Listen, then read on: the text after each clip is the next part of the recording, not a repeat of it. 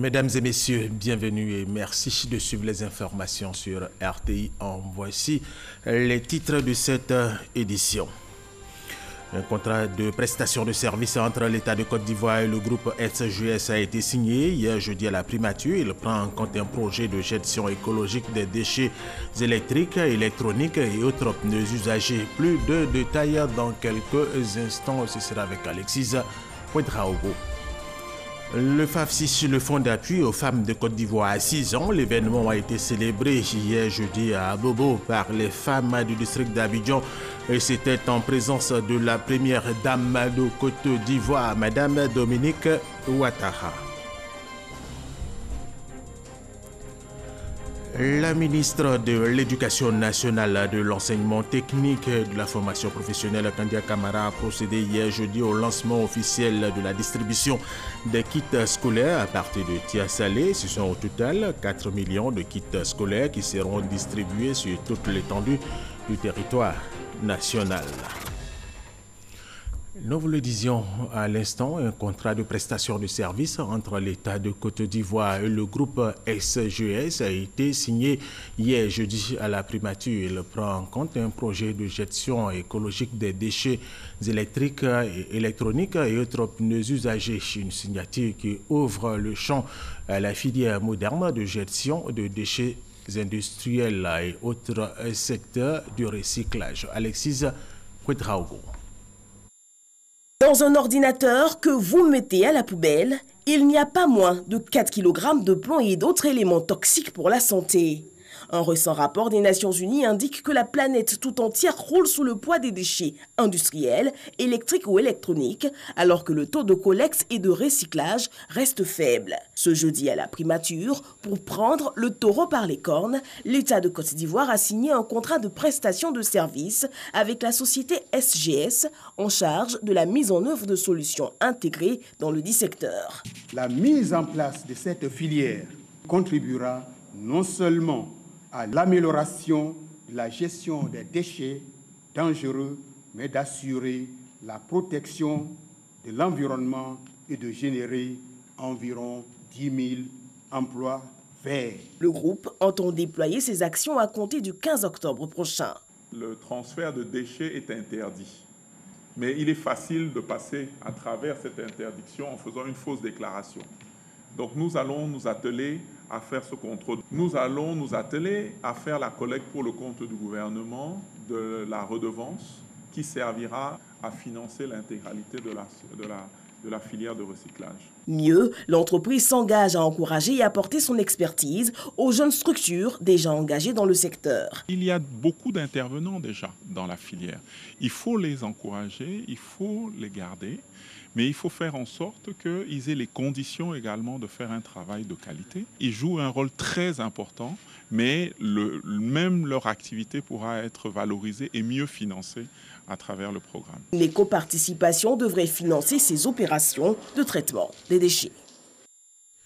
Le FAFSI, le fonds d'appui aux femmes de Côte d'Ivoire, a 6 ans. L'événement a été célébré hier jeudi à Bobo par les femmes du district d'Abidjan en présence de la première dame de Côte d'Ivoire, Madame Dominique Ouattara. Lancé en 2012 justement par la première dame Dominique Ouattara avec un capital d'1 milliard, le FAFSI fonctionne aujourd'hui avec 10 milliards de francs CFA de capital. Plusieurs milliers de femmes ont ainsi bénéficié de microcrédits afin de lancer des activités génératrices de revenus. C'est dans l'enceinte de la nouvelle gare routière d'Abobo que la première dame de Côte d'Ivoire, Mme Dominique Ouattara, et les femmes du district d'Abidjan se sont donné rendez-vous. Objet de cette rencontre festive, la célébration des 6 ans d'existence du FAFSI, le fonds d'appui aux femmes de Côte d'Ivoire. Grâce à ce fonds, ce sont environ 150 000 femmes de toutes les contrées de la Côte d'Ivoire qui ont pu bénéficier de microcrédits pour lancer des activités génératrices de revenus. L'ensemble des prêts accordés à taux réduit s'élève à ce jour à 23 milliards de francs CFA pour un taux de remboursement de 96,5%. Ces fonds m'ont permis de créer 5 toilettes publiques. J'ai construit 5 toilettes publiques.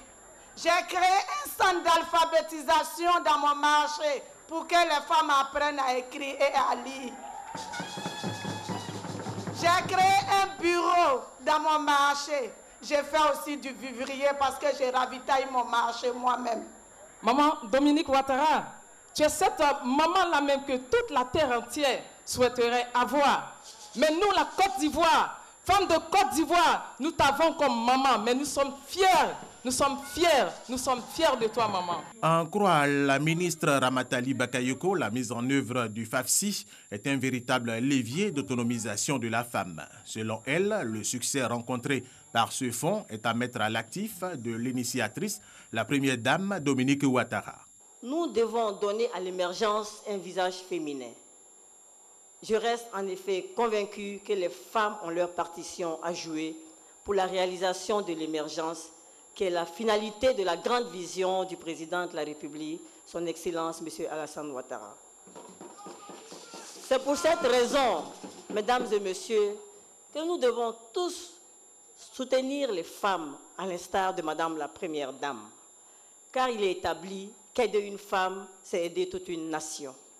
Pour plus de femmes autonomes, le FAFSI se dote d'une enveloppe additionnelle d'1,5 milliard de francs CFA dédiée aux femmes du district d'Abidjan, dont 200 millions pour la commune d'Abobo.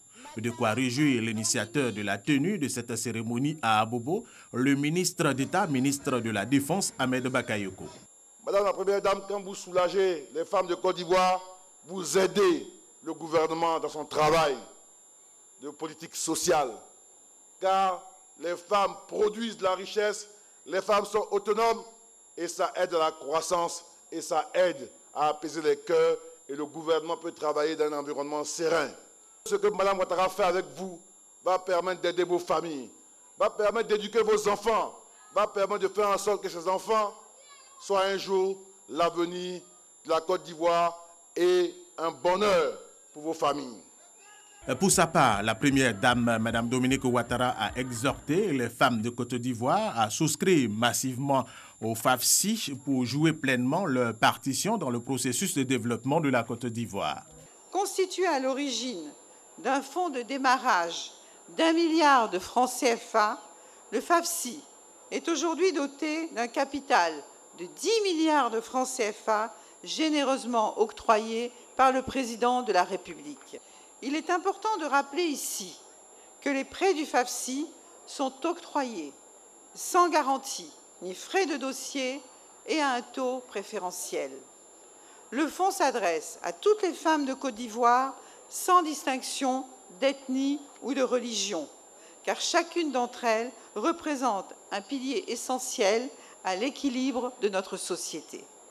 Mes chères sœurs, je sais que vos nouvelles activités génératrices de revenus vous permettront de soutenir vos familles et d'être financièrement autonomes et épanouies. Vous êtes des femmes battantes et j'ai foi en votre potentiel et en vos capacités. En plus des fonds supplémentaires alloués dans le cadre du FAFSI, la présidente fondatrice, Mme Dominique Ouattara, a fait don de plusieurs matériels aux femmes de la commune d'Abobo pour un coût global de 100 millions de francs CFA. Et notre reporter Traoré Mahama était à Abobo justement pour ce reportage. Autre titre de cette édition, la ministre de l'Éducation nationale, de l'enseignement technique et de la formation professionnelle, Kandia Camara, a procédé jeudi au lancement officiel de la distribution des kits scolaires à partir de Tia-Salé. Ce sont au total 4 millions de kits scolaires qui seront distribués sur toute l'étendue du territoire national. Et cette opération est financée par l'État de Côte d'Ivoire à hauteur de 14 milliards de francs CFA. Sephora Zegui, Franck Kouadiro. Tia-Salé, ville située à 120 km d'Abidjan, choisie par Kandia Camara, ministre de l'Éducation nationale, de l'enseignement technique et de la formation professionnelle, pour lancer officiellement l'opération de distribution de plus de 4 millions de kits et manuels scolaires dans les établissements primaires publics du pays. Au groupe scolaire Plateau de Tia-Salé, Kandia Camara annonce aux élèves, parents d'élèves et à la communauté éducative que le gouvernement mettra tout en œuvre pour favoriser l'accès équitable de tous les enfants de Côte d'Ivoire à une école gratuite et de qualité. Pour la présente rentrée scolaire, nous atteignons la vitesse de croisière avec plus de 4 millions de kits et manuels scolaires distribués pour un montant de 14 milliards de francs CFA. La politique de gratuité de l'école est bel et bien une réalité dans notre pays. Nous pouvons le dire haut et fort. Cette option exprime clairement la volonté du gouvernement de participer à la démocratisation de l'accès à l'éducation de base et de réduire les inégalités. Les kits sont totalement gratuits. Vous ne devez pas débourser un seul centime pour les acquérir. Le représentant résident de l'UNICEF, partenaire de l'école ivoirienne, apprécie l'opération initiée depuis 2011. Il a même quelques doléances. L'UNICEF salue fortement et encourage fortement cet engagement du gouvernement qui vise à garantir l'égalité des chances pour tous les enfants de Côte d'Ivoire à une éducation de qualité. L'UNICEF encourage le gouvernement de Côte d'Ivoire à étendre la distribution des kits jusqu'au premier cycle du secondaire pour aller progressivement vers la gratuité de l'éducation de base.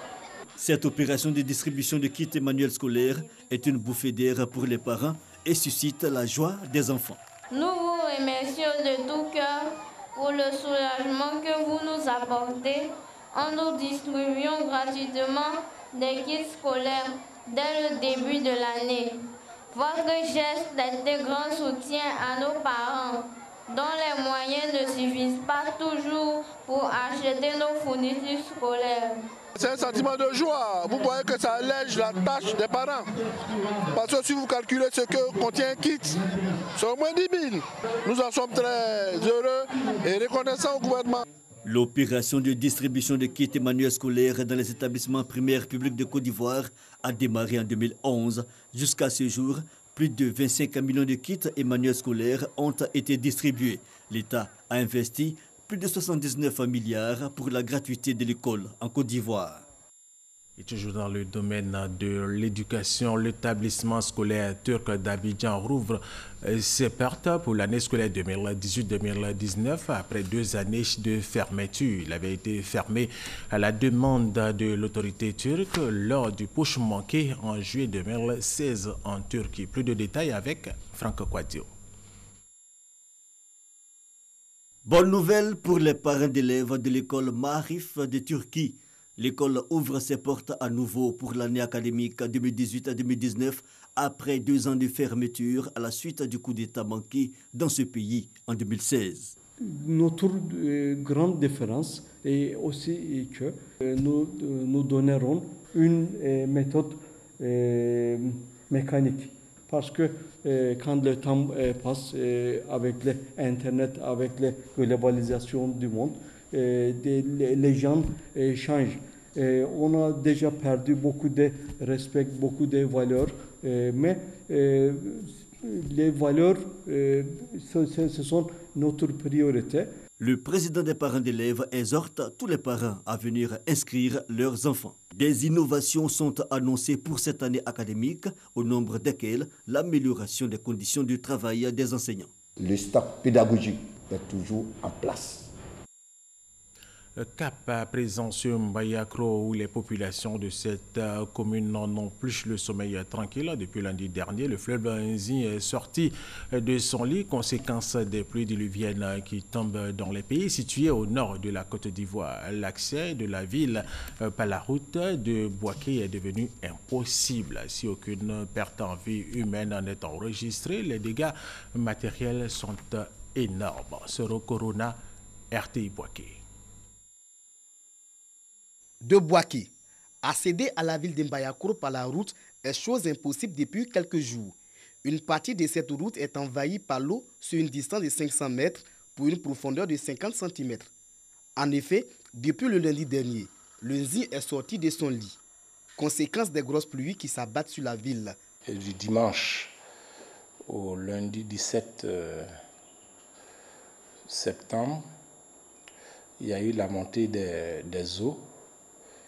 Et lundi matin, nous avons pu constater la voie reliant Mbayakro à Bouaké est coupée en 2. Pour les natifs de Mbayakro, ce phénomène naturel n'est pas nouveau. Bon, normalement, c'est chaque 8 ans. Mais ces dernières années, ça fait 2 ans. L'année surpassée, on a eu ce cas-là. Cette année encore. Les années passées, sur la route de Boaké, ça arrivait sur les genoux. Mais je crois là, c'est sur la hanche. Hein. De par son relief, la ville de Mbayakoro est complètement encerclée par les eaux. Actuellement, nous sommes entourés d'eau. Du côté de Chinois-Kro, la voie est coupée. Les gens n'arrivent plus à aller au champ. Du côté de Okukro, les gens, c'est par pirogue, ils viennent en ville. Pour l'heure, aucune perte en vie humaine n'est enregistrée. Cependant, les dégâts matériels sont énormes. Des rizières et plusieurs champs sont sous les eaux. Des fermes inondées. Ici, il y avait des champs de tomates, choux, carottes. L'eau envahit tout.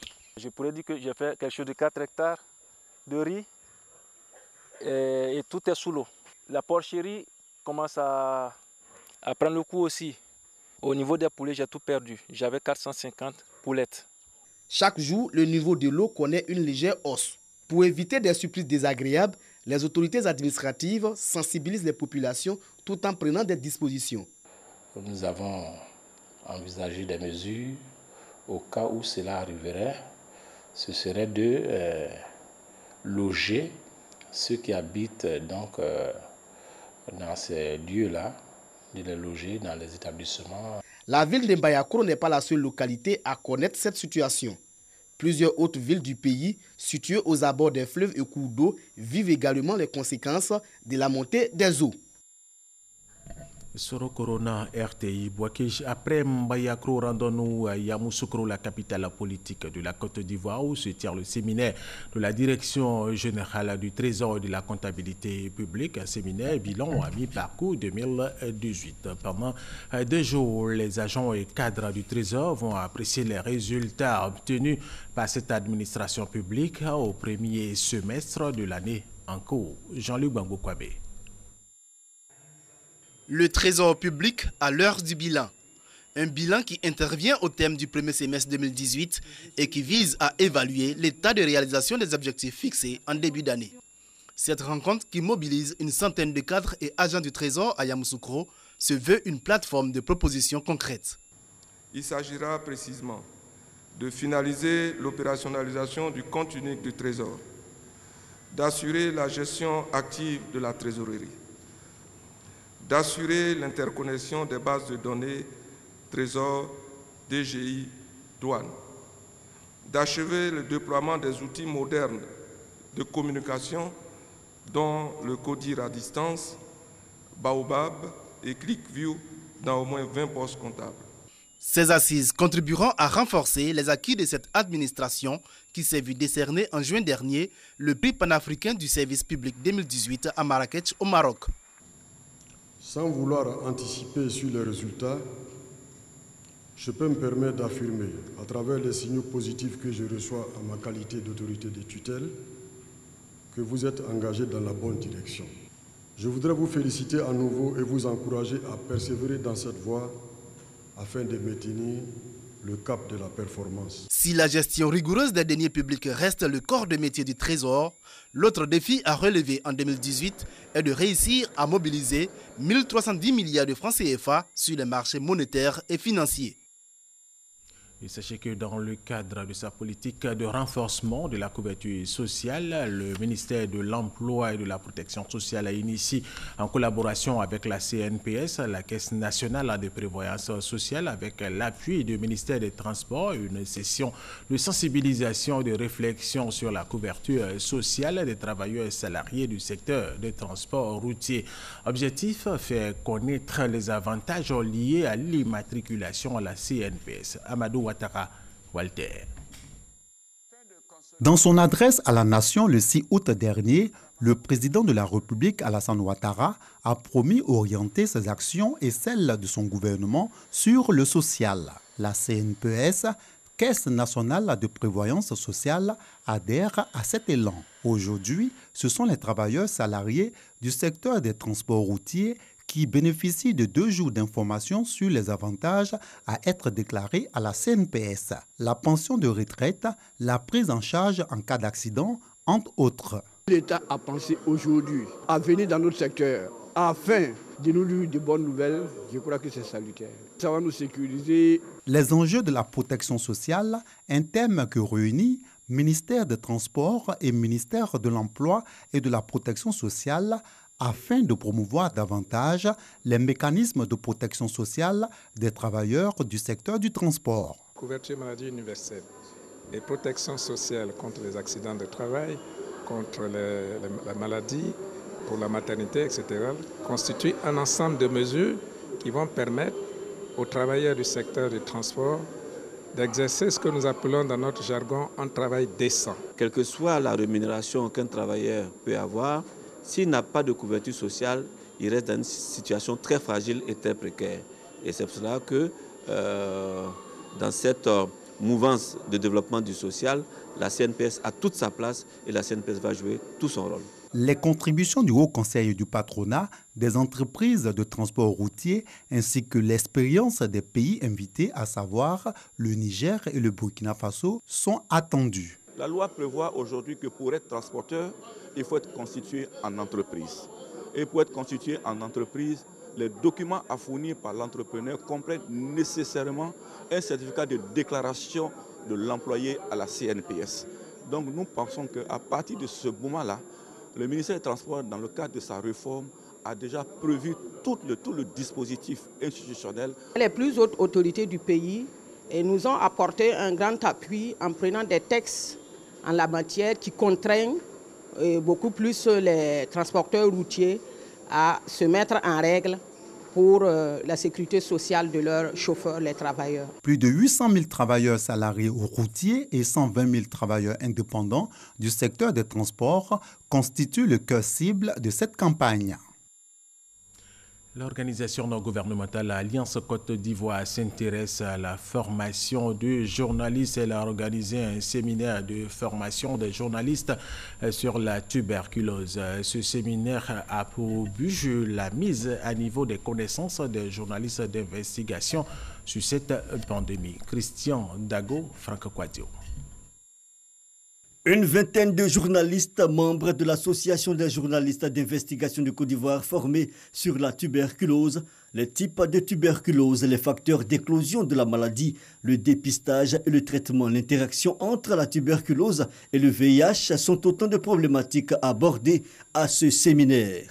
Faire l'examen et informer le malade. Le conférencier Dr Diaby Moustapha a salué l'initiative de l'ONG Alliance Côte d'Ivoire. Il a mis l'accent sur la prise en charge des malades et le risque zéro concernant le traitement.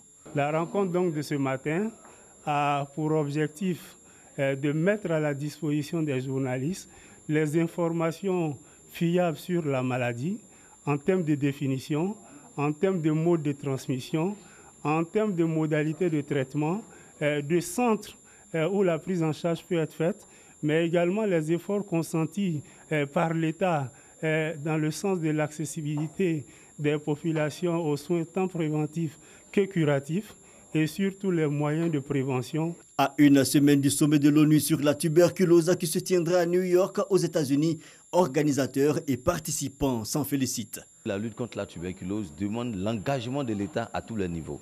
Dans toute la stratégie de lutte contre la tuberculose, c'est l'engagement de l'État qui est le pilier essentiel dans la lutte contre la tuberculose. Donc d'ici, les journalistes d'investigation vont être les porte-voix de la communauté auprès de ces décideurs en leur demandant de prendre des actions concrètes pour éradiquer la tuberculose. Il faut mieux maîtriser le sujet qu'on aborde avant de le traiter.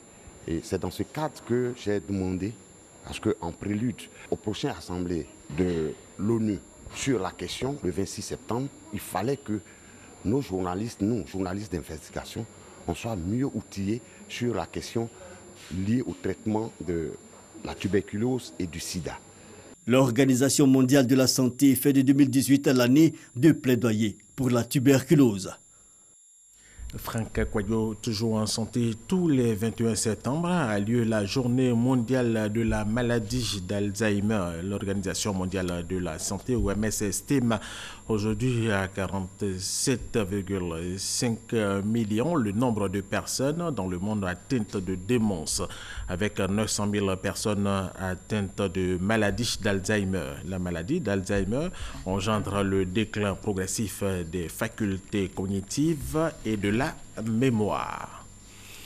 Ouverte le jeudi 13 septembre dernier, la semaine du film ivoirien au Maroc se poursuit à Rabat. Les réalisateurs ivoiriens font sensation par la qualité de leur production cinématographique. Les cinéphiles apprécient le niveau du 7e art en Côte d'Ivoire. Envoyé spécial de RTI 1 au Maroc, Serge Kolia.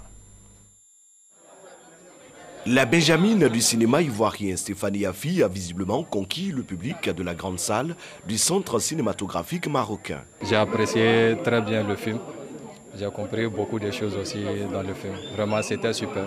Trouf, son long métrage qui traite des conflits de succession dans un royaume africain, présente de bonnes dispositions. Qualité d'image, scénario dynamique, le tout couronné par le jeu de l'acteur principal, Aike Ogbonna, du Nigeria. Je suis très ravie de la réaction du public et ça me donne encore le courage de travailler davantage et de faire plusieurs productions. J'avoue que la première production était difficile à produire puisque tout a été fait sur fond propre. Désormais, sous les feux des projecteurs avec Trouf, son premier film, la jeune réalisatrice ne compte pas s'arrêter en si bon chemin. Le film va sortir l'année prochaine, courant de l'année prochaine dans les différentes salles, en Côte d'Ivoire, au Nigeria, au Ghana et dans d'autres pays. Trouf ira au FESPACO et à d'autres festivals.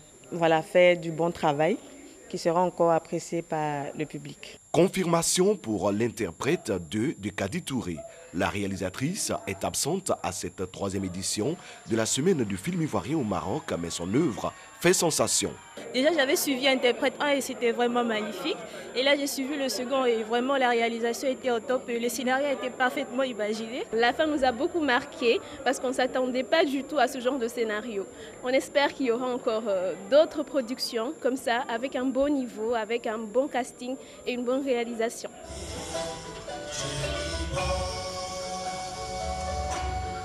Nangama, le prédestiné, film d'époque, est dévoilé par son réalisateur Arantès de Bonali.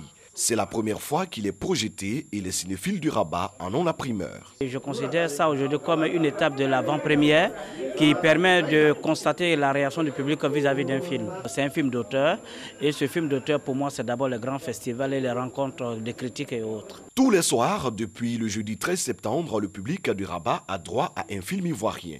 Une semaine pour se faire une idée de la santé du 7e art ivoirien.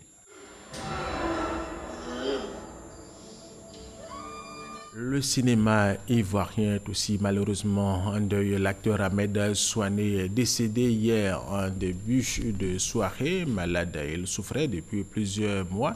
Il a été révélé au grand public avec le rôle principal qu'il a joué dans la série Dr Boris en 2008. Franck Kouadio.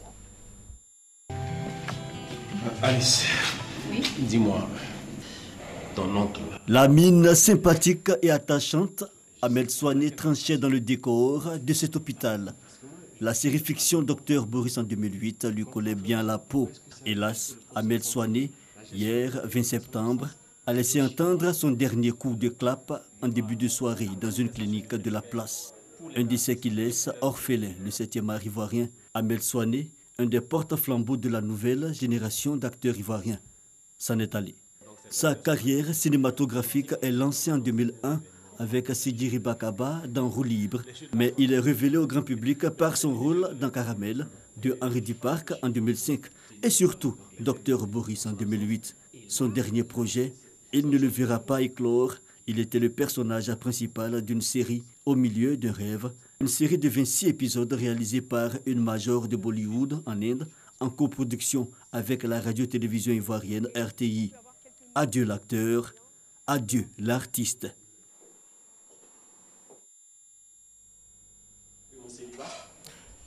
Ce n'est pas un sujet de plaisanterie pour moi.